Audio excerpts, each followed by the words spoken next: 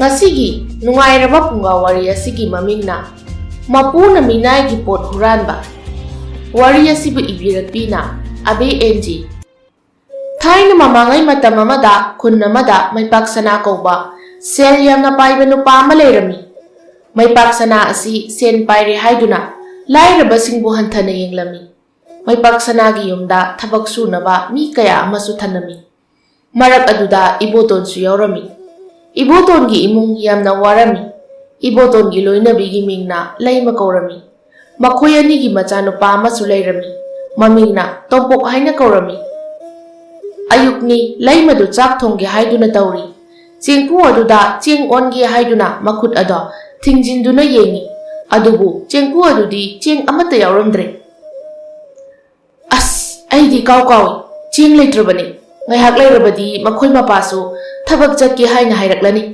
kadaidagi chengna chak thongani tawribasidia laimadu mathayamna sarami tanjaduda iboton chu changlai iboton magi nupida yengduna ai mama nangbu chak thonglabro ngasidi thabak khara ngana chatke chak tu thongnaba tawrodana laima mapuroibada yengduna makhoi mapa haujik thongnaba cheng amata leiramdri magi nupigi wadu tabada iboton adu tumina lei ngaihak adumna tumina leiraba matungda asumna tapna hairei mama kanadagino chengdo khara hanglurodana aikhoi chadrabasu ichagi chananaba khajiktang oirabasu thongbinanaba makhoi mapa hangmandana ibu ikai ngarangi chachi khara lei asi oina chabikro yare mama ai chararoigi isa tombok hawatlaga charawal haloko ising khujai amata kalo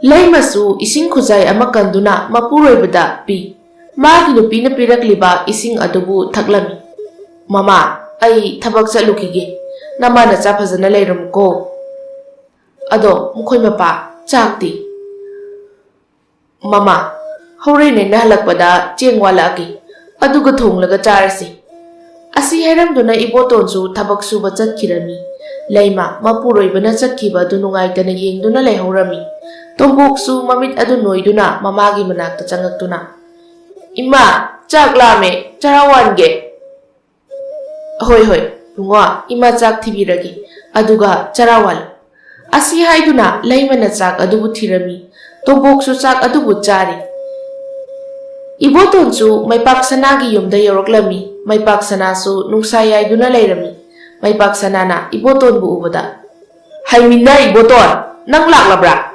laklabadi sanghol da changduna santhi singdu chenglu chone ai sengjaragi mapu iboton du san mayam leiriba du dalaklami santhi sing adu sengle tanza du da sauthoi chu laklami sauthoi iboton da yengduna itaw iboton nang di onthok nangan khreda ai di magi maipak sana haiba kuchu sengdaba se masina thengi haiduna ngalak-libani masigi maipak sana haiba phatroba mahik ase asigi yumda ina thabak suriba se leimandabagi surabani ko itaw adubudi ai suni itaw wangang sangang na phajadriba phanasu ahan oiri aina nongma sarokpa numitane magi tangliba lawai asida kinna thinba soidrabani itaw no hairibado mapuna tarabadi salan sabatari taning khaitasan ming adum ko yabaduda minay amuk taplaga minay chawthoi kainaga amuk kauri makhoi ani na asumna wari sanari ngai maipak sana ado changlai iboton ga chawthoi ga wari sabadu ubada hai minay ania nakhoi ani da ina thabak tu taw hairaga thabak ti tawdana wari sanaduna leirabra ha chawthoina mapui bungo aikhoi wari sarabasu khuti lepjade thabak adum sujari maipak sanadu chawthoina machin kumakpa aduda yamna sauninglam kayadano yengune he mapu egi chinthakta khumba saradana nakhoi ani ne hauren thengla phawba hanba yaroi ko natrabadi khusumanga mata piroi ko asi heramduna maipak sanadu chatkirami chawthoina masak che tokna nusikidreda mathang mapok haiduna ga leiramlabadi aina amuk mapu oiraga magi maipak sana haiba sakta hautaba se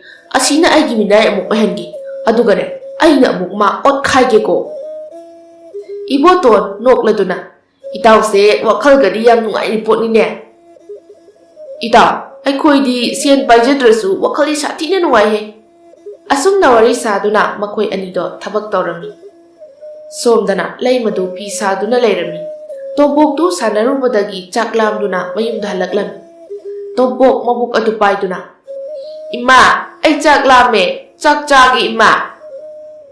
ꯂꯩꯃ ꯃꯆꯥꯕꯨ ꯅꯨꯡꯉꯥꯏꯇꯅ ꯌꯦꯡꯗꯨꯅ, "ꯏꯃꯥꯒꯤ ꯇꯣꯝꯄꯣꯛ, ꯅꯪ ꯄꯥꯕꯅ ꯆꯦꯡ ꯄꯨꯔꯛꯂꯒ ꯊꯣꯡꯂꯒ ꯆꯥꯁꯤ. ꯉꯥꯏꯍꯥꯛ ꯂꯩꯔꯕꯗꯤ ꯅꯪ ꯄꯥꯕꯁꯨ ꯍꯜꯂꯛꯂꯅꯤ. ꯁꯦ, ꯏꯃꯥꯒꯤ ꯅꯥꯛꯁꯤꯗ ꯐꯝꯃꯨ, ꯏꯃꯥ ꯐꯤ ꯁꯥꯒꯦ."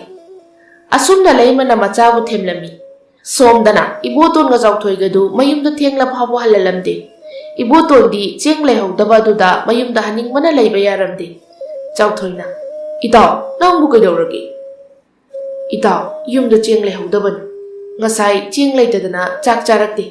ꯏꯆꯥ ꯅꯨꯄꯥꯗꯨꯁꯨ ꯆꯥꯛ ꯂꯥꯝꯃꯤ ꯍꯥꯏꯗꯨꯅ ꯃꯃꯥꯗ ꯅꯤꯡꯉꯥꯏ ꯇꯧꯔꯝꯃꯅꯤ." "ꯏꯇꯥꯎ, ꯑꯗꯨꯗꯤ ꯀꯃꯥꯏꯅ ꯇꯧꯅꯤ? ꯉꯁꯤꯗꯤ ꯊꯦꯡꯒꯗꯕ ꯃꯥꯜꯂꯤꯅꯦ." "ꯑꯗꯨꯅꯤ ꯏꯇꯥꯎ, ꯑꯩꯅ ꯃꯊꯥ ꯁꯥꯔꯤꯕꯁꯤꯁꯨ." ꯏꯕꯣꯇꯣꯟꯗꯨ ꯂꯩꯐꯝ ꯈꯪꯖꯔꯝꯗꯦ꯫ ꯁꯣꯝꯗꯅ ꯇꯣꯝꯄꯣꯛ ꯑꯗꯨ ꯆꯥꯛ ꯂꯥꯝꯃꯤ ꯍꯥꯏꯗꯨꯅ ꯃꯃꯥꯗ ꯅꯤꯡꯉꯥꯏ ꯀꯟꯅ ꯇꯧꯔꯤ꯫ "ꯏꯃꯥ, ꯑꯩ ꯆꯥꯛ ꯂꯥꯝꯃꯦ, ꯆꯥꯛ ꯆꯥꯒꯦ ꯏꯃꯥ."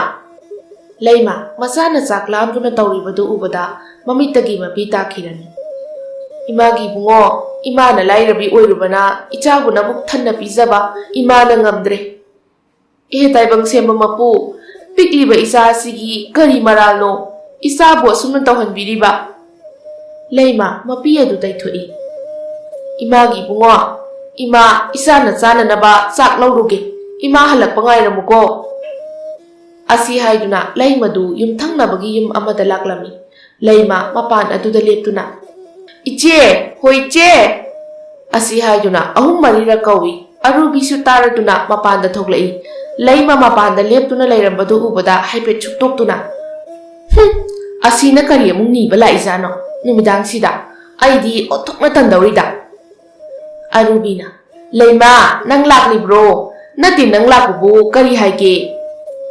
"ꯏꯆꯦ, ꯏꯆꯦ ꯍꯣꯏꯒꯤ ꯆꯥꯛꯀ ꯂꯣꯏꯔꯕꯣ? ꯂꯣꯏꯔꯗꯤ ꯈꯖꯤꯛꯇ ꯂꯧꯖꯒꯦ. ꯑꯩꯈꯣꯏ ꯇꯣꯝꯄꯣꯛꯇꯣ ꯆꯥꯛ ꯂꯥꯝꯃꯤ ꯍꯥꯏꯗꯨꯅ ꯅꯤꯡꯉꯥꯏ ꯇꯧꯗꯨꯅ ꯂꯩꯍꯧꯔꯦ. ꯅꯅꯥꯎ ꯅꯨꯄꯥꯁꯨ ꯊꯕꯛ ꯍꯜꯂꯛꯇ꯭ꯔꯤ." "ꯀꯗꯥꯏꯗꯒꯤ? ꯑꯩꯈꯣꯏꯒꯤ ꯐꯥꯎꯕ ꯆꯥꯗ꯭ꯔꯤ. ꯅꯣꯏꯒꯤ ꯄꯤꯕꯒ ꯂꯥꯏꯔꯤ. ꯉꯁꯥꯏ ꯑꯌꯨꯛꯀꯤ ꯆꯖꯤꯛ ꯈꯔ ꯂꯩꯍꯧꯕꯅꯤ, ꯑꯗꯨ ꯑꯣꯏꯅ ꯄꯨꯈ꯭ꯔꯣ. ꯏꯆꯦ ꯂꯧꯊꯣꯛꯂꯨꯈꯤꯒꯦ." "ꯍꯣꯏ ꯏꯆꯦ." ꯑꯔꯨꯕꯤꯗꯨ ꯏꯃꯨꯡꯗ ꯆꯪꯗꯨꯅ ꯉꯁꯥꯏ ꯑꯌꯨꯛꯀꯤ ꯆꯥꯛ ꯆꯖꯤꯛꯇꯨ ꯄꯨꯗꯨꯅ ꯊꯣꯛꯂꯛꯏ꯫ "ꯁꯦ, ꯁꯤ ꯄꯨꯔꯣ." ꯂꯩꯃꯁꯨ ꯆꯥꯛ ꯑꯗꯨꯕꯨ ꯂꯧꯗꯨꯅ ꯃꯌꯨꯝ ꯇꯝꯅ ꯂꯥꯛꯂꯝꯃꯤ꯫ "ꯏꯃꯥꯒꯤ ꯇꯣꯝꯄꯣꯛ, ꯏꯃꯥꯅ ꯏꯆꯥꯒꯤ ꯆꯥꯛ ꯄꯨꯔꯛꯂꯦ, ꯆꯥꯔꯨ ꯂꯥꯛꯑꯣꯁꯦ." ꯇꯣꯝꯄꯣꯛꯁꯨ ꯃꯃꯥꯅ ꯆꯥꯛ ꯄꯨꯔꯛꯑꯦ ꯍꯥꯏꯕꯗꯨꯗ ꯍꯔꯥꯎꯅ ꯆꯦꯟꯁꯤꯜꯂꯛꯏ꯫ ꯂꯩꯃ ꯃꯈꯨꯠ ꯑꯗꯨ ꯍꯥꯝꯗꯨꯅ ꯆꯥꯛ ꯆꯥꯅꯅꯕ ꯇꯧꯔꯝꯃꯤ꯫ ꯆꯥꯛ ꯑꯗꯨꯁꯨ ꯆꯒꯥꯅ ꯑꯌꯥꯝꯕꯅꯤ꯫ ꯂꯩꯃꯅ ꯆꯥꯛ ꯑꯗꯨꯗ ꯊꯨꯝ ꯇꯣꯠꯂꯒ ꯃꯆꯥꯅꯨꯄꯥꯕꯨ ꯄꯤꯖꯔꯝꯃꯤ꯫ ꯐꯅ ꯊꯦꯡꯂ ꯐꯥꯎꯕ ꯏꯕꯣꯇꯣꯟꯗꯨ ꯌꯨꯝꯗ ꯍꯜꯂꯛꯂꯝꯗꯦ꯫ ꯂꯩꯃꯁꯨ ꯊꯦꯡꯂꯗꯨ ꯐꯥꯎꯕ ꯃꯄꯨꯔꯣꯏꯕꯅ ꯌꯨꯝꯗ ꯍꯜꯂꯛꯇꯕ ꯑꯗꯨꯗ ꯄꯥꯈꯠꯄ ꯐꯥꯎꯔꯝꯃꯤ꯫ ꯃꯆꯥ ꯑꯗꯨꯕꯨ ꯄꯣꯠꯁꯤꯟꯗꯨꯅ ꯃꯩꯅꯝ ꯑꯃ ꯄꯥꯏꯗꯨꯅ ꯃꯄꯨꯔꯣꯏꯕ ꯍꯜꯂꯛꯂꯕ꯭ꯔꯥ ꯌꯦꯡꯕ ꯊꯣꯛꯂꯛꯏ꯫ ꯏꯕꯣꯇꯣꯟꯁꯨ ꯊꯕꯛ ꯍꯜꯂꯛꯂꯝꯃꯤ꯫ ꯃꯥꯒꯤ ꯅꯨꯄꯤꯅ ꯃꯩꯅꯝ ꯑꯃ ꯄꯥꯏꯗꯨꯅ ꯂꯥꯛꯂꯤꯕꯗꯨ ꯎꯕꯗ, "ꯃꯃꯥ, ꯅꯪꯕꯨ ꯌꯨꯝꯗ ꯅꯤꯡꯊꯤꯖꯅ ꯂꯩꯔꯝꯕ ꯌꯥꯗ꯭ꯔꯣ?" ꯃꯈꯣꯏ ꯃꯄꯥꯗꯤ ꯊꯦꯡꯂ ꯐꯥꯎꯕ ꯍꯜꯂꯛꯇꯕꯗꯨꯗ ꯄꯥꯈꯠꯇꯅ ꯌꯦꯡꯕ ꯊꯣꯛꯆꯔꯛꯂꯤꯕꯅꯤ꯫ ꯑꯗꯣ ꯃꯈꯣꯏ ꯃꯄꯥ ꯀꯩꯒꯤꯅꯣ ꯑꯁꯨꯛ ꯌꯥꯝꯅ ꯊꯦꯡꯕꯤꯔꯛꯂꯤꯕ ꯑꯁꯤꯕꯣ? "ꯃꯄꯨꯅꯅꯦ ꯊꯦꯡꯅ ꯍꯜꯂꯣ ꯍꯥꯏꯗꯅ ꯍꯜꯂꯛꯂꯤꯕꯅꯤ." "ꯏꯆꯥꯗꯤ ꯆꯥꯛ ꯆꯥꯗꯅ ꯇꯨꯝꯈ꯭ꯔꯕ꯭ꯔꯣ?" "ꯏꯆꯦ ꯑꯔꯨꯕꯤ ꯍꯣꯏꯗꯒꯤ ꯆꯥꯛ ꯈꯔ ꯂꯧꯔꯒ ꯄꯤꯖꯈ꯭ꯔꯦ ꯃꯈꯣꯏ ꯃꯄꯥ." "ꯐꯔꯦ, ꯂꯥꯛꯑꯣ, ꯌꯨꯝꯗ ꯆꯠꯂꯁꯤ." ꯑꯁꯤ ꯍꯥꯏꯗꯨꯅ ꯃꯇꯩ ꯃꯅꯥꯎꯗꯨ ꯍꯟꯃꯤꯟꯅꯔꯛꯏ꯫ ꯑꯁꯨꯝꯅ ꯏꯕꯣꯇꯣꯟꯅ ꯄꯨꯔꯛꯂꯤꯕ ꯆꯦꯡ ꯑꯗꯨꯅ ꯆꯥꯛ ꯊꯣꯡꯗꯨꯅ ꯃꯇꯩ ꯃꯅꯥꯎ ꯑꯗꯨ ꯆꯥꯃꯤꯟꯅꯔꯝꯃꯤ꯫ ꯃꯈꯣꯏ ꯃꯄꯥ, ꯈꯨꯔꯥꯃꯩꯄꯥꯛ ꯁꯅꯥꯒꯤ ꯌꯨꯝꯗ ꯊꯕꯛ ꯁꯨꯕ ꯑꯁꯤꯅꯗꯤ ꯏꯃꯨꯡ ꯄꯨꯕ ꯉꯝꯂꯔꯣꯏ, ꯑꯗꯨꯅ ꯃꯈꯣꯏ ꯃꯄꯥ ꯑꯇꯣꯞꯄ ꯊꯕꯛ ꯑꯃ ꯑꯣꯏꯅ ꯇꯧꯔꯁꯤ." "ꯃꯃꯥ, ꯑꯩꯁꯨ ꯈꯜꯂꯤꯕꯅꯤ, ꯈꯨꯟ ꯑꯁꯤꯗꯗꯤ ꯊꯕꯛ ꯁꯨꯐꯝ ꯅꯣꯝꯐꯝꯁꯨ ꯂꯩꯇꯦ. ꯂꯪꯐꯩꯗ ꯊꯕꯛ ꯁꯨꯕ ꯆꯠꯀꯗꯕꯁꯨ ꯌꯨꯝ ꯑꯁꯤꯗ ꯏꯆꯥꯒ ꯅꯪꯒꯇꯪ ꯂꯩꯍꯧꯕꯗꯣ ꯑꯩ ꯅꯨꯡꯉꯥꯏꯇꯦ." ꯃꯈꯣꯏ ꯃꯄꯥꯅ ꯍꯥꯏꯔꯤꯕ ꯑꯗꯨꯁꯨ ꯆꯨꯝꯃꯤ꯫ ꯑꯗꯨꯕꯨ ꯈꯨꯔꯥꯃꯩꯄꯥꯛ ꯁꯅꯥꯒꯤꯗ ꯊꯕꯛ ꯌꯥꯎꯕ ꯑꯁꯤꯅꯗꯤ ꯑꯣꯏꯕ ꯌꯥꯔꯣꯏ꯫ ꯊꯕꯛꯅ ꯃꯌꯥꯝ ꯑꯃ ꯁꯨꯔꯒ ꯁꯦꯟꯅ ꯈꯖꯤꯛ ꯈꯛꯇ ꯄꯤꯕ. "ꯃꯃꯥ, ꯑꯩꯁꯨ ꯎꯄꯥꯏ ꯂꯩꯃꯟꯗꯕꯒꯤ ꯇꯧꯔꯕꯅꯤ. ꯈꯨꯔꯥꯃꯩꯄꯥꯛ ꯁꯅꯥꯒꯤ ꯃꯑꯣꯡ ꯃꯇꯧꯁꯦ ꯑꯩꯁꯨ ꯍꯩꯅꯗ꯭ꯔꯕꯅꯤ." ꯅꯣꯡꯃꯒꯤ ꯅꯨꯃꯤꯠꯅꯤ ꯏꯕꯣꯇꯣꯟꯗꯣ ꯊꯕꯛ ꯂꯥꯛꯂꯝꯃꯤ꯫ ꯃꯩꯄꯥꯛ ꯁꯅꯥꯒꯤ ꯃꯆꯥꯅꯨꯄꯥ ꯈꯥꯕꯅ ꯏꯕꯣꯇꯣꯟꯗ ꯌꯦꯡꯗꯨꯅ, "ꯍꯩ ꯃꯤꯅꯥꯏ, ꯑꯩꯒꯤ ꯁꯒꯣꯜꯁꯦ ꯁꯦꯡꯅ ꯆꯥꯝꯊꯣꯛꯂꯝꯃꯨ. ꯑꯩ ꯊꯕꯛ ꯆꯠꯀꯗꯕꯅꯤ. ꯁꯦꯡꯅ ꯆꯥꯝꯂꯝꯗ꯭ꯔꯕꯗꯤ ꯈꯨꯠꯁꯨꯃꯟꯒ ꯑꯝꯇ ꯄꯤꯔꯣꯏꯗꯕꯅꯤꯀꯣ." ꯑꯁꯤ ꯍꯥꯏꯔꯝꯗꯨꯅ ꯈꯥꯕꯗꯨ ꯏꯃꯨꯡꯗ ꯆꯪꯈꯤꯔꯝꯃꯤ꯫ Ibotonsu mabukningda asumna khali. Masi masune mapa sakta nungsidabase lawi. Makhoi mapa maza asibu karamba lainaga sarakpajano. Asuk yamna nungsidabasibo. Ibotondu mana tawramliba thabak adubu loisinduna sagol adubu chamnaba tawrami.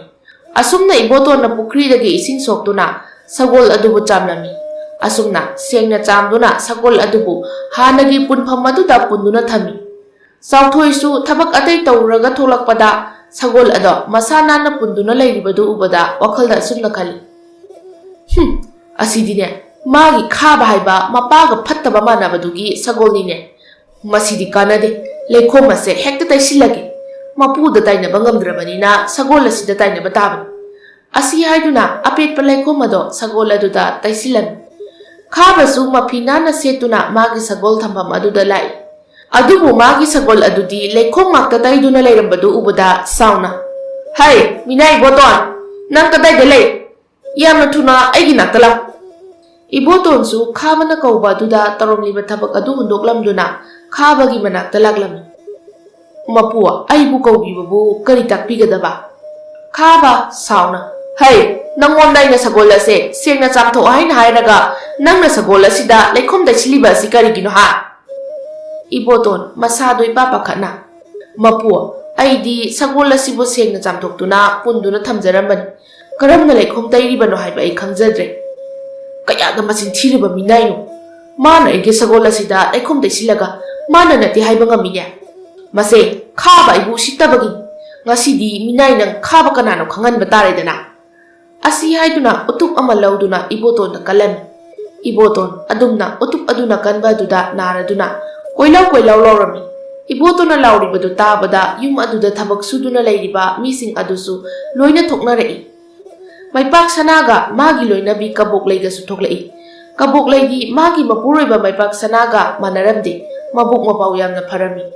Kabok lei pakhana sangsilaktuna masabu khamdokna bohonai. Imagi khaba karino nangna tawriba sibo nathaki ahanda adumna tawgonu phatese amta thado. Khaba mamana hairibaga du tadabi iboton phurami. Ipagi khaba minaya sina kari tawrambagi nangna minaya sibu phuribano ipada hayu. Baba sigi minaya sina aigi sagolda leikhom taisinduna thamlamibani. Maipak sana sauna. Kari Isagi sagolda masigi minaya sina leikhom taisilame haiba. Ipagi khaba madugi minaya du makhong makhut adu thude. Kabok leina. Makhoi mapa karino hairibadubo. Nasa sida phatti tawhaigedi haidadana hena thaujinba sibu nati makhoi mapa bu ngawrubo. Hai mama nang tumina lei. Minai manai khoidok sitaba yabro. Fujilu ipagi khaba. Khabasu mapana adumna hairakwa duda amukka hena iboton phuram. Iboton du leimai ihin na saduna taran. Maipak sanana. Ipagi khaba yare to amuk sirabadi wangang narakani. Aine mina wangang bataning deko. Maipak sanana adumna hairabada khabasu iboton bu phuba ado leplami. Maipak sanana. Hai nakhoi khara chatuna mina iboton se mayum na thilujo. Asumna makhoi khara na iboton bu mayum na thilaklami. Leimasu phi saduna leirami. Miyoi kharana mapuroibabu thangduna purakpa adu ubada pakhatna. Makhoi mapa karino tawriba sibo. Ta chawthoi karino tawriba sibo. Chawthoina thokiba pumba leimada damlami. Leima kaptuna. Kayada minungsi leitribano. Asuk thina phuba sibu haunabro. Nongmadi makhoigisu matam lakhigani. Chawthoina. Ichal kapkan landa lalu ichal sidi. Landa bagisu ishor leibani. Pumnamak ishor mana uramgani. Itauge sokpase thuna phanaba amaiba makauduna yenghalu adudi aikhoi amuk chatlukige asi haramduna chawthoi hoisu chatkirami leimana mapuroibagi asokpa dubu ising asaba tawduna chamthoklami leima mapuroibagi asokpa du ubada mamittagi mapitan ai hauji kari tawgani asumna sum leibana diyar ai pabagi manakta satuna sen khara piyu haiduna hekta haijaruragi leimadu mapamda laklami leimagi mapam ase inakulami adubu leimagi mamadi laikidre leimagi mapa tongchauna laibi bu amuk magi nupi atomi oina puraklami laibi asi mabuk yamna phatamde laibi na leimabu yamna thina tawrami ꯑꯗꯨꯅ ꯂꯩꯃꯅ ꯐꯅ ꯆꯔꯥ ꯍꯦꯜꯂꯕꯁꯨ ꯃꯄꯥꯗ ꯀꯔꯤꯒꯨꯝꯕ ꯑꯃꯠꯇ ꯄꯤꯌꯨ ꯍꯥꯏꯗꯨꯅ ꯍꯥꯏꯔꯝꯗꯦ꯫ ꯉꯁꯤꯗꯤ ꯂꯩꯃꯗꯣ ꯎꯄꯥꯏ ꯂꯩꯃꯟꯗ꯭ꯔꯗꯨꯅ ꯃꯄꯥꯝꯗ ꯂꯥꯛꯂꯝꯃꯤ꯫ ꯂꯩꯃ ꯁꯨꯃꯥꯡ ꯑꯗꯨꯗ ꯂꯦꯞꯇꯨꯅ ꯃꯄꯥꯕꯨ ꯀꯧꯔꯝꯃꯤ꯫ ꯂꯦꯝꯕꯤꯗꯨ ꯃꯄꯥꯟꯗ ꯊꯣꯛꯂꯛꯏ꯫ ꯂꯦꯝꯕꯤ ꯑꯁꯤ ꯂꯥꯏꯕꯤꯒꯤ ꯃꯆꯥꯅꯨꯄꯤꯅꯤ꯫ ꯂꯦꯝꯕꯤꯁꯨ ꯃꯃꯥꯒꯨꯝꯅ ꯃꯕꯨꯛ ꯌꯥꯝꯅ ꯐꯠꯂꯝꯗꯦ꯫ ꯂꯦꯝꯕꯤ ꯃꯆꯦꯕꯨ ꯎꯕꯗ ꯍꯩꯅꯗꯅ "ꯏꯆꯦ, ꯅꯪꯗꯤ ꯀꯩꯗꯧꯕ ꯂꯥꯛꯂꯤꯕ? ꯁꯦꯠꯂꯤ ꯆꯥꯔꯤꯕꯗꯨꯒ꯫ ꯅꯠꯇꯦ, ꯏꯆꯦ ꯂꯥꯛꯀꯦ ꯍꯥꯏꯔꯕꯁꯨ ꯐꯤꯔꯣꯜ ꯑꯗꯣ ꯈꯔ ꯐꯖꯕ ꯁꯦꯠꯂꯛꯄ ꯌꯥꯗ꯭ꯔꯣ? ꯏꯆꯦꯅꯦ ꯍꯥꯏꯕꯒ ꯏꯀꯥꯏꯖꯩ"꯫ ꯂꯩꯃ ꯃꯥꯅ ꯁꯦꯠꯂꯤꯕ ꯁꯦꯒꯥꯏꯔꯕ ꯃꯐꯤ ꯑꯗꯨꯗ ꯌꯦꯡꯉꯤ, ꯑꯗꯨꯒ ꯍꯥꯏꯔꯛꯏ, "ꯏꯆꯦꯒꯤ ꯂꯦꯝꯕꯤ, ꯏꯆꯦꯁꯦ ꯄꯥꯕꯒ ꯑꯃꯨꯛꯇ ꯎꯅꯒꯦ ꯍꯥꯏꯗꯨꯅ ꯂꯥꯛꯂꯤꯕꯅꯤ꯫ ꯄꯥꯕꯕꯨ ꯌꯨꯝꯗ ꯂꯩꯇꯕ꯭ꯔꯣ?" ꯇꯥꯟ ꯆꯥꯅ ꯂꯥꯏꯕꯤ ꯑꯗꯨꯁꯨ ꯏꯃꯨꯡꯗꯒꯤ ꯐꯠ ꯊꯣꯛꯂꯛꯏ꯫ ꯂꯥꯏꯕꯤ ꯃꯃꯤꯠ ꯃꯅꯥ ꯂꯥꯎꯊꯣꯛꯇꯨꯅ "ꯑꯦ, ꯅꯪꯗꯤ ꯀꯩꯗꯧꯕ ꯂꯥꯛꯂꯤꯕ?" "ꯏꯃꯥ, ꯑꯩ ꯄꯥꯕ ꯑꯃꯨꯛꯇ ꯎꯅꯒꯦ ꯍꯥꯏꯗꯨꯅ ꯂꯥꯛꯄꯅꯤ"꯫ "ꯅꯪꯗꯤ ꯀꯔꯤꯒꯤ ꯅꯄꯥꯒ ꯎꯅꯗꯣꯏꯕ? ꯎꯅꯕꯒ ꯌꯥꯔꯣꯏ꯫ ꯅꯪꯒ ꯏꯃꯨꯡ ꯑꯁꯤꯒ ꯃꯔꯤ ꯑꯃꯠꯇ ꯂꯩꯅꯗ꯭ꯔꯕꯅꯤ"꯫ ꯂꯩꯃ ꯃꯄꯤ ꯏꯔꯥ ꯆꯦꯟꯗꯨꯅ "ꯏꯃꯥ, ꯅꯆꯥꯅ ꯂꯥꯟꯈꯤꯕ ꯌꯥꯎꯔꯕꯁꯨ ꯏꯃꯥꯅ ꯑꯃꯨꯛꯇ ꯉꯥꯛꯄꯤꯌꯨ꯫ ꯅꯆꯥꯕꯨ ꯄꯥꯕꯒ ꯑꯃꯨꯛꯇ ꯎꯅꯍꯟꯕꯤꯌꯨ꯫ ꯃꯃꯥꯏꯁꯦ ꯀꯌꯥꯗ ꯏꯀꯥꯏꯕ ꯈꯪꯗ꯭ꯔꯤꯕꯅꯤ꯫ ꯎꯅꯕ ꯌꯥꯔꯣꯏ ꯍꯥꯏꯔꯃꯛꯇꯗ ꯁꯨꯝ ꯎꯅꯒꯦ ꯍꯥꯏꯔꯤꯕ ꯑꯁꯤꯕꯨ ꯀꯔꯤꯒꯤꯅꯣ? ꯃꯇꯝꯗꯨꯗ ꯑꯩꯈꯣꯏꯕꯨ ꯃꯤꯌꯥꯝ ꯃꯃꯥꯡꯗ ꯆꯣꯞꯄ ꯏꯀꯥꯏꯕ ꯅꯪꯍꯟꯈꯤꯕ ꯅꯠꯇ꯭ꯔꯣ? ꯅꯪ ꯉꯛꯁꯝꯗꯣ ꯄꯥꯏꯗꯨꯅ ꯂꯥꯛꯇꯅ ꯏꯟꯗ꯭ꯔꯤꯉꯩꯗ ꯅꯁꯥꯅ ꯈꯪꯅ ꯌꯥꯝꯅ ꯊꯨꯅ ꯆꯠꯈꯣ꯫ ꯃꯗꯨꯅ ꯅꯪꯒꯤ ꯑꯐꯕ ꯑꯣꯏꯅꯤ ꯍꯥꯏꯔꯤꯕꯁꯤꯅꯤ"꯫ ꯂꯩꯃꯅ ꯃꯄꯥꯒ ꯎꯅꯖꯒꯦ ꯍꯥꯏꯗꯨꯅ ꯍꯟꯅ ꯍꯟꯅ ꯍꯥꯏꯖꯔꯕꯁꯨ ꯂꯥꯏꯕꯤꯒ ꯂꯦꯝꯕꯤꯒꯅ ꯌꯥꯔꯝꯗꯦ꯫ ꯎꯄꯥꯏ ꯂꯩꯇ ꯂꯩꯃꯗꯣ ꯌꯨꯝ ꯑꯗꯨꯗꯒꯤ ꯃꯈꯣꯡ ꯊꯥꯡꯗꯣꯔꯛꯏ꯫ ꯃꯥꯅ ꯁꯨꯝ ꯂꯥꯛꯄꯗ ꯁꯈꯤꯒ ꯊꯦꯡꯅꯔꯝꯃꯤ꯫ ꯁꯈꯤ ꯂꯩꯃꯕꯨ ꯎꯕꯗ "ꯅꯪꯕꯨ ꯏꯁꯨ ꯂꯩꯃ ꯅꯠꯇ꯭ꯔꯣ?" ꯂꯩꯃ ꯃꯄꯤ ꯑꯗꯨ ꯇꯩꯊꯣꯛꯇꯨꯅ "ꯍꯣꯏ, ꯃꯥꯅꯦ ꯑꯕꯣ꯫ ꯏꯁꯨꯗꯤ ꯎꯗꯕ ꯀꯨꯏꯔꯦꯗ꯫ ꯏꯁꯨꯗꯤ ꯄꯨꯡꯍꯣꯡ ꯍꯣꯡꯂꯝꯂꯦꯗꯅ꯫ ꯅꯠꯇꯦ, ꯅꯪꯕꯨ ꯌꯨꯝꯗ ꯂꯥꯛꯂꯤꯕ꯭ꯔꯣ?" "ꯍꯣꯏ ꯑꯕꯣ, ꯌꯨꯝꯗ ꯂꯥꯛꯂꯝꯕꯅꯤ"꯫ "ꯏꯁꯨꯕꯨ ꯀꯩꯗꯧꯔꯒꯦ? ꯀꯞꯂꯨꯔꯕ꯭ꯔꯣ? ꯅꯃꯥꯏ ꯅꯃꯤꯠꯇꯨꯅ ꯏꯄꯣꯝ ꯄꯣꯝꯂꯤꯕ ꯑꯗꯨꯕꯣ?" "ꯀꯞꯇꯤꯌꯦ ꯑꯕꯣ, ꯑꯩ ꯀꯩꯁꯨ ꯇꯧꯗꯦ"꯫ "ꯍꯩ, ꯅꯕꯣꯛꯇ ꯑꯣꯏꯗꯕ ꯉꯥꯡꯒꯅꯨꯅꯦ, ꯑꯁꯦꯡꯕꯗꯣ ꯍꯥꯏꯌꯨ"꯫ ꯂꯩꯃꯅ ꯄꯤꯛꯂꯤꯉꯩ ꯃꯇꯝꯗꯒꯤ ꯁꯈꯤꯅ ꯂꯩꯃꯕꯨ ꯌꯥꯝꯅ ꯂꯨꯅ ꯆꯥꯟꯅ ꯇꯧꯔꯝꯃꯤ꯫ ꯂꯩꯃꯁꯨ ꯋꯥꯔꯤ ꯄꯨꯝꯕ ꯁꯈꯤꯗ ꯂꯤꯔꯝꯃꯤ꯫ "ꯑꯗꯨꯒꯤ ꯑꯣꯏꯔꯦ ꯏꯁꯨꯅ ꯀꯞꯂꯤꯕ ꯑꯗꯨꯗꯤ"꯫ ꯁꯈꯤ ꯐꯤꯖꯤꯗ ꯀꯤꯔꯤꯕ ꯄꯩꯁꯥꯗꯨ ꯂꯧꯊꯣꯛꯇꯨꯅ ꯂꯩꯃꯗ ꯄꯤꯔꯝꯃꯤ꯫ "ꯏꯕꯣꯛꯀꯤ ꯂꯩꯃ, ꯁꯦꯟꯁꯤ ꯄꯨꯔꯣ, ꯑꯗꯨꯒ ꯑꯃꯥꯏꯕ ꯑꯃ ꯀꯧꯗꯨꯅ ꯅꯄꯨꯔꯣꯏꯕꯕꯨ ꯌꯦꯡꯍꯜꯂꯨ"꯫ "ꯑꯕꯣ, ꯑꯩ ꯂꯧꯔꯔꯣꯏꯒꯦ, ꯌꯥꯔꯅꯤ ꯑꯕꯣ"꯫ "ꯌꯥꯗꯦ, ꯂꯧꯁꯤꯜꯂꯨꯁꯦ꯫ ꯏꯁꯨꯅ ꯏꯕꯣꯛꯀꯤꯗꯃꯛꯇ ꯇꯧꯕꯤꯈꯤꯕ ꯃꯌꯥꯝꯗꯣ ꯏꯕꯣꯛ ꯉꯁꯤ ꯐꯥꯎꯕ ꯀꯥꯎꯗ꯭ꯔꯤꯅꯦ꯫ ꯁꯦ, ꯂꯧꯁꯤꯜꯂꯨ꯫ ꯅꯪꯅ ꯂꯧꯗ꯭ꯔꯕꯗꯤ ꯑꯕꯣꯛꯇꯤ ꯌꯥꯝꯅ ꯅꯨꯡꯉꯥꯏꯔꯔꯣꯏ"꯫ ꯁꯈꯤꯅ ꯑꯗꯨꯝꯅ ꯍꯥꯏꯔꯕꯗ ꯂꯩꯃꯁꯨ ꯁꯦꯟ ꯑꯗꯨ ꯂꯧꯁꯤꯜꯂꯝꯃꯤ꯫ ꯑꯁꯨꯝꯅ ꯁꯈꯤꯅ ꯄꯤꯔꯛꯄ ꯁꯦꯟ ꯑꯗꯨꯅ ꯑꯃꯥꯏꯕ ꯑꯃ ꯀꯧꯗꯨꯅ ꯏꯕꯣꯇꯣꯟꯕꯨ ꯌꯦꯡꯍꯜꯂꯝꯃꯤ꯫ ꯑꯃꯥꯏꯕꯅ ꯄꯤꯕ ꯍꯤꯗꯥꯛ ꯑꯗꯨ ꯇꯩꯕꯗꯒꯤ ꯏꯕꯣꯇꯣꯟꯒꯤ ꯑꯁꯣꯛꯄ ꯑꯗꯣ ꯑꯣꯏꯁꯤꯜꯂꯛꯂꯝꯃꯤ꯫ ꯇꯣꯝꯄꯣꯛꯅ "ꯄꯥꯕ, ꯅꯪ ꯅꯥꯕ ꯐꯔꯕꯣ? ꯄꯥꯕꯗ ꯐꯨꯔꯛꯂꯤꯕ ꯐꯠꯇ꯭ꯔꯕ ꯃꯤꯁꯤꯡꯗꯣ ꯍꯌꯦꯡꯋꯥꯏ ꯑꯩꯅ ꯆꯥꯎꯔꯒ ꯂꯣꯏꯅ ꯐꯨꯗꯣꯏꯅꯦ ꯄꯥꯕ"꯫ "ꯏꯄꯥꯒꯤ ꯏꯕꯨꯡꯉꯣ, ꯑꯗꯨꯝꯅ ꯍꯥꯏꯒꯅꯨ꯫ ꯏꯆꯥꯗꯤ ꯍꯌꯦꯡ ꯆꯥꯎꯔꯒ ꯑꯐꯕ ꯃꯤ ꯑꯃ ꯑꯣꯏꯒꯗꯕꯅꯤ"꯫ "ꯍꯣꯏ, ꯑꯣꯏꯗꯣꯏꯅꯦ ꯄꯥꯕ꯫ ꯑꯩꯗꯤ ꯍꯌꯦꯡꯋꯥꯏ ꯆꯥꯎꯔꯒ ꯃꯤꯒꯤ ꯃꯇꯦꯡꯁꯨ ꯌꯥꯝꯅ ꯄꯥꯡꯗꯣꯏꯅꯦ"꯫ ꯏꯕꯣꯇꯣꯟ ꯅꯣꯛꯇꯨꯅ "ꯑꯗꯨꯅꯤꯗꯅ ꯏꯆꯥꯁꯤꯗꯤ"꯫ ꯂꯩꯃꯅ "ꯏꯃꯥꯒꯤ ꯇꯣꯝꯄꯣꯛ, ꯉꯥꯏꯍꯥꯛ ꯁꯥꯟꯅꯖꯔꯨꯔꯣꯆꯣ"꯫ "ꯍꯣꯏ ꯏꯃꯥ"꯫ ꯇꯣꯝꯄꯣꯛꯇꯨ ꯁꯥꯟꯅꯕ ꯆꯠꯈꯤꯔꯝꯃꯤ꯫ ꯂꯩꯃꯅ ꯃꯄꯨꯔꯣꯏꯕꯗ ꯑꯣꯟꯁꯤꯟꯗꯨꯅ "ꯃꯈꯣꯏ ꯃꯄꯥ, ꯃꯐꯝ ꯑꯗꯨꯗ ꯑꯃꯨꯛ ꯍꯟꯅ ꯊꯕꯛ ꯁꯨꯕ ꯆꯠꯄꯤꯔꯅꯨ꯫ ꯑꯗꯨꯒꯤ ꯁꯔꯨꯛ ꯎꯃꯪꯗꯒꯤ ꯎ ꯌꯥꯟꯗꯨꯅ ꯑꯩꯅ ꯀꯩꯊꯦꯜꯗ ꯄꯨꯔꯒ ꯌꯣꯜꯂꯒꯦ"꯫ "ꯃꯃꯥ, ꯅꯪꯅ ꯍꯥꯏꯔꯤꯕ ꯑꯗꯨꯅ ꯐꯔꯅꯤ꯫ ꯑꯩꯁꯨ ꯃꯐꯝ ꯑꯗꯨꯗ ꯑꯃꯨꯛ ꯆꯠꯅꯤꯡꯗ꯭ꯔꯦ"꯫ ꯑꯁꯨꯝꯅ ꯃꯇꯩ ꯃꯅꯥꯎꯗꯣ ꯋꯥꯔꯤ ꯁꯥꯟꯅꯔꯝꯃꯤ꯫ ꯑꯁꯨꯝꯅ ꯏꯕꯣꯇꯣꯟꯁꯨ ꯃꯩꯄꯥꯛ ꯁꯅꯥꯒꯤ ꯌꯨꯝꯗ ꯊꯕꯛ ꯁꯨꯕ ꯆꯠꯈꯤꯗ꯭ꯔꯦ꯫ ꯎꯃꯪꯗ ꯆꯠꯇꯨꯅ ꯎ ꯌꯥꯟꯗꯨꯅ ꯀꯩꯊꯦꯜꯗ ꯄꯨꯗꯨꯅ ꯌꯣꯜꯂꯝꯃꯤ꯫ ꯅꯣꯡꯃꯒꯤ ꯅꯨꯃꯤꯠꯅꯤ ꯂꯩꯃꯗꯣ ꯆꯥꯛ ꯊꯣꯡꯂꯤ꯫ ꯃꯄꯨꯔꯣꯏꯕ ꯏꯕꯣꯇꯣꯟꯒ ꯃꯆꯥ ꯇꯣꯝꯄꯣꯛꯀꯅ ꯐꯨꯡꯒꯥꯗꯨꯗ ꯃꯩ ꯇꯤꯛꯂꯤ꯫ ꯇꯣꯝꯄꯣꯛꯅ "ꯄꯥꯕ, ꯃꯅꯤꯡ ꯏꯅꯥꯎꯕꯤ ꯍꯣꯏꯒꯤꯗꯤ ꯃꯈꯣꯏ ꯄꯥꯕꯅ ꯉꯁꯥꯏ ꯊꯕꯛ ꯍꯜꯂꯛꯄꯗꯅꯦ ꯉꯥꯖꯥꯎ ꯑꯃ ꯂꯩꯔꯛꯏ ꯄꯥꯕ꯫ ꯑꯩꯈꯣꯏꯒꯤꯁꯨ ꯉꯥ ꯊꯣꯡꯁꯦ꯫ ꯑꯩ ꯉꯥ ꯊꯣꯡꯕ ꯌꯥꯝꯅ ꯆꯥꯅꯤꯡꯉꯦꯕ ꯄꯥꯕ꯫ ꯑꯩꯈꯣꯏꯒꯤꯗꯤ ꯉꯥꯁꯨ ꯁꯨꯡꯊꯣꯡ ꯊꯣꯡꯗꯦ"꯫ ꯑꯁꯤ ꯍꯥꯏꯗꯨꯅ ꯃꯆꯤꯟ ꯃꯆꯥꯗꯨ ꯄꯩꯊꯣꯛꯏ꯫ ꯏꯕꯣꯇꯣꯟ ꯅꯨꯡꯉꯥꯏꯇꯅ "ꯄꯥꯕ ꯍꯌꯦꯡ ꯀꯩꯊꯦꯜꯗ ꯆꯠꯇꯨꯅ ꯏꯆꯥꯅ ꯆꯥꯅꯅꯕ"꯫ "ꯏꯕꯨꯡꯉꯣ, ꯄꯥꯕꯅ ꯍꯌꯦꯡ ꯀꯩꯊꯦꯜꯗ ꯆꯠꯇꯨꯅ ꯏꯆꯥꯅ ꯆꯥꯅꯅꯕ ꯉꯥ ꯂꯩꯔꯨꯒꯦ꯫ Aduga namada thonghanduna hauna chasi. Tompok mapagi wadu tabada haraujarami.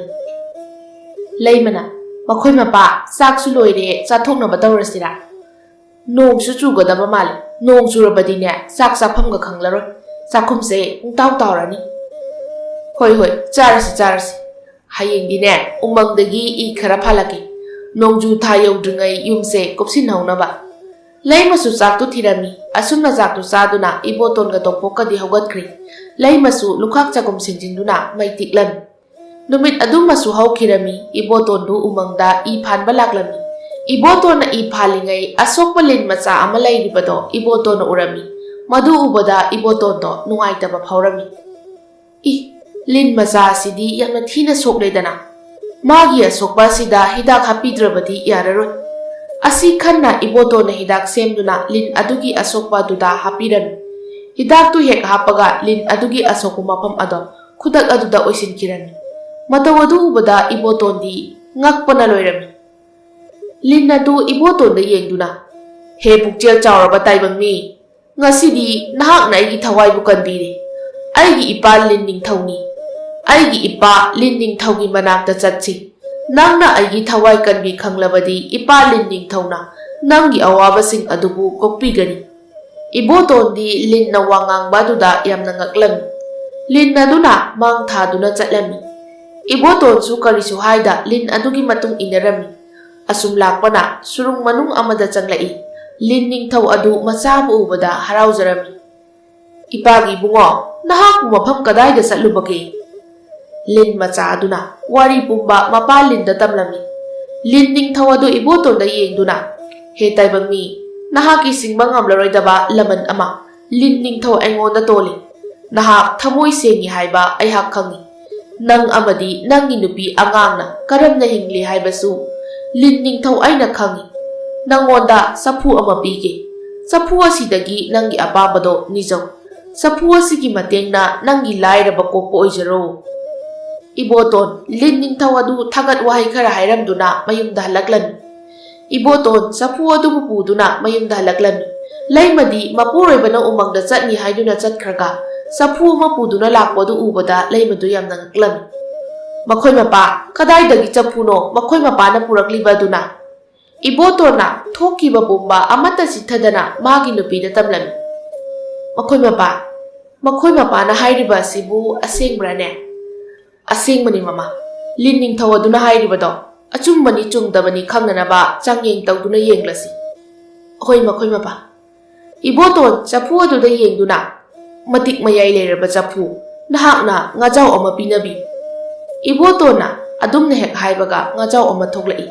Madu ubada matai manaw anidudi yamna haraujarami. Leima harauna. Aima makhoi mapa aikhoigi awabase taibang semba mapu mahakna ubiri. Haujikti aikhoigi awabase koklagani. Koklani mama. Haujikti aikhoi chara helaroi. Numit asidagi ibotongi imungdo chara helamdi. Makhoigi awat palairabasu chapu aduda haiduna thokalami. Iboton migi matengsu yamna panglami. Makhoigi yum adusu phajaba ama oina sarami. Law mayam amasu lairami. Ibotona khul adugi thabak sufam nompham laitraba mi kaya amabu mana thabak pirami. Maipak sanagi yumda thabak suduna lairamba mising adusu ibotongi da thabak yaurami. Masida maipak sana ado mai homo makhai saurami. Maipak sanana ipagi khaba aikhoigi da minai oiduna lairamba ibotona hatak khanghaudana sen pairaklibase matau karamna pairaklibano haibado ipai chachangduna khangdokna hotnasi. Paba ai sungaklibani chaningai phawba leitaba makhoina aikhoigi yumdagi hena chawba yum amaga saradana. Paba makhoigi si manungna maram ama leiramgani. Aduni khunna sida aikhoidagi henba leiba yaro. Aduna ibotongi imungna khanghaudana sen pairaklibase thigatuna makhoigi imung asibu manghanaba tawsi.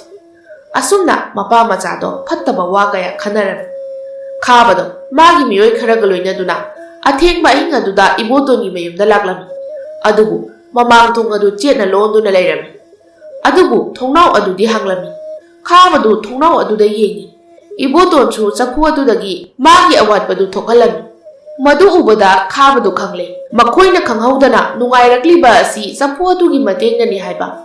Khaba wakhalda ꯃꯈꯣꯏꯅ ꯈꯪꯍꯧꯗꯅ ꯅꯨꯡꯉꯥꯏꯔꯛꯂꯤꯕ ꯑꯁꯤꯗꯤ ꯆꯐꯨ ꯑꯁꯤꯒꯤ ꯃꯄꯥꯟꯗꯒꯤꯅꯤꯗꯅ ꯈꯪꯒꯅꯤ ꯃꯈꯣꯏꯒꯤ ꯆꯐꯨ ꯑꯁꯤ ꯍꯨꯔꯥꯟꯗꯨꯅ ꯄꯨꯔꯒꯦ ꯈꯥꯕꯗꯨ ꯋꯥꯈꯜꯗ ꯆꯐꯨ ꯑꯗꯨꯕꯨ ꯍꯨꯔꯥꯜꯂꯒꯦ ꯍꯥꯏꯗꯨꯅ ꯆꯞ ꯌꯨꯡꯅ ꯈꯜꯂꯝꯃꯤ ꯑꯁꯨꯝꯅ ꯈꯥꯕꯗꯣ ꯏꯕꯣꯇꯣꯟ ꯇꯨꯝꯈꯤꯕ ꯉꯥꯏꯗꯨꯅ ꯃꯃꯥꯡ ꯊꯣꯡ ꯑꯗꯨ ꯐꯛꯀꯥꯏꯗꯨꯅ ꯏꯃꯨꯡꯗ ꯇꯨꯃꯤꯟꯅ ꯆꯪꯗꯨꯅ ꯆꯐꯨ ꯑꯗꯨꯕꯨ ꯍꯨꯔꯥꯟꯗꯨꯅ ꯃꯌꯨꯝꯗ ꯄꯨꯔꯛꯂꯝꯃꯤ खाबना मपादा वारी पुंबा लिरमी मैपाक सनासु मचाना हाइरिबा दु चुम्ब्रा चुम्दब्रा हाइबदो चांगयें तौबा पामलमी इपागी खाबा नंगना हाइरिबा दु चुम्ब्रा चुम्दब्रा हाइबदो इपा चांगयें तौबा पाम बाबा हौजिक पाबगी मांग असिदा सना मयाम अमा चफु असिदगी थोकहनगी असी हाइदुना खाबा चफु अदुदा येंगदुना हे मतिक मयाइ लेरबा चफु खाबना दुमना हाइरिङै मैपाक सना ममित्ता लिन अमा उरमी मैपाक सनाना लिन हाइदुना कन्ना लाउरई खंगहौदे चफु अदुदगी लिन मयाम अमा थोकलई का अदु लिनगी लिन गाक्ता ngairami मपा मचा अदु यामलबा लिन मयामदुना चिकपदा खुदक अदुदा थवाई थारमी लिन मयाम अदुसु मांखिरमी चफु अदुसु मांखिरमी अदुगा इबोतोना थनबा मफम अदुदा हानगुमना चफु अदो लेरमी नोंगालबदा मैपाक सनागी मपा मचा सिरंबगी पाव अदो तानारमी खुन अदुदा लैरिबा मीसिंग अदो मैपाक सनागी मपा मचा सीबदा नुंगाइतबा अमत्ता फावरमदे कलक पेनरमी लैमना मपुरेबदा मखोय मपा खुरा मैपाक सनागा मागी मचा नुपा खाबगदो मयुमना सीदुना लैरमे हाइने ममा नंगना हाइरिबा दुबु चुमलबाने होय चुम्मी इनी थरोना हुजिक लमीदा थेंगनबदा हाइरमबनी ममा अइना हाइद्रा लांदा लालुम लांदबगिसु ईश्वर लैबने हाइदना फत्रबा मपा मचा मखोय अनिसु मखोयना तौजरुबा फत्तबा थबकसिंग अदुगी पापना थवाई थारेदना मसिन मियोइबा अखोयगी पुंसिसे खुबाक खुनमने हाइरिबदु अइना हाइगदबदी ममा सेन पाइरे हाइदुना लाइरबसिंगबु कैदौनुंदा हंथना येंगलोइदबनी अखोयना ngamba mateng oirabadi panggadabani khoi mapa asumna matai manawdu wari sanarami nongmagi numitni laibiga lebiga du mapung maru ichau chaubu makai laibagi manakta laklami laimasu wai tasinduna leirami lebina ise akhoi la iye leima manaw nupiga mama tonga bu ubada harauje ise gi lebiya nanga imaga laklibro mangon sida ka khalo ai imungdagi phida lawthoge asi haiduna laimadu imungda changki ngaihak leibaga phida ani puduna lai ima lembi phida sida phamo laibi ikaiba phawrami yare yare ima laktuktana lakpanina ngasidi chak charaga gyan tana haloko ibema ima chaka charroi napado masa yamna kanna ngamhaude laima pakhatna पाबबु मसा ngamhaude haiba ima पाबबु मसा kaya kanna ngamdabano ibema napana naduna hagot kakhatpa ngamdana leirakliba se kuire leiramba lau ingkhosu mingonda loina yonthokre amaiba kauduna layeng hangadabasu kuchida sen amata paidi ngasidi ikai ki thadoktuna isagi nakta hekta laklaban asi haiduna laibi adu kapli leimana ima kapkano nasana pababu phanaba layengani laibi kaptuna imagi leima ima nangonda yamna lankrine nang ima bo tangakpi ima nasada dumna haibigano aina di ima bu aibu hek popi ima dumakni haina khanjariban apopi ima na nawna hundokpirambana ima kauba phangludrabana sa aini ima na lakpadagi ima kauba phangjaban lembi kaptuna iche apangmi na nawna ichegi maphamda yamna lankre iche na naw aibu amukta ngakpi ichegi lembi nang isida dumna haigan iche na inawda warauba sauningba amata leite इसी नंगबु आइगा हेक पोकमिनबा इनावनि हाइदना खलिबनि लाइबी अमदि लेंबिसु ज्ञान तारादुना लैबना मपाबु अमाइबा कौदुना लायेंग हलमी अदुमना लायेंग बदगी लैमगी मपागी अनाबा अदुसु Fermi असुमना नुंगाइना पानखिरमी